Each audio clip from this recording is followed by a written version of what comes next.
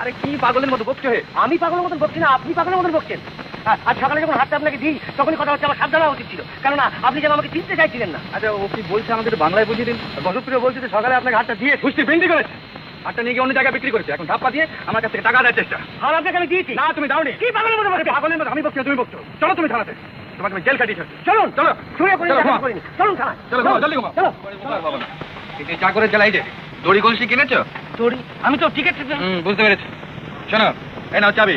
তোমার মাকে গিয়ে বলবে সিন্ধুকের মধ্যে টাকা আছে, তার থেকে যেন 1200 টাকা তার হারের দরুন বার করে দেন। আমি থানায় আছি। বাবু বলছিলাম আবার গেলে কোনো গোলমাল। তুমি যাও। তুই ওখানে কি করছিলি? ওদের জিজ্ঞেস করছিলাম থানাটা কোন দিকে। আবার থানা কি রে? তুই তো স্টেশনে গেছিলি টিকিট কিনতে। আপনি বললেন না আপনি থানায় থাকবেন। আচ্ছা কি হচ্ছে নাকি বল দেখিনি। বাহ, আপনি আমায় বললেন না যে ওদের বাড়ি থেকে 1200 টাকা নিয়ে আয়, আমি থানায়। আরে বাবা এ কোথাকার বুদ্ধু রে? আচ্ছা তোর কি একবারও মনে হলো না যে ওরা আমাদের কেউ নয়? আপনি আমার পাঠাননি? না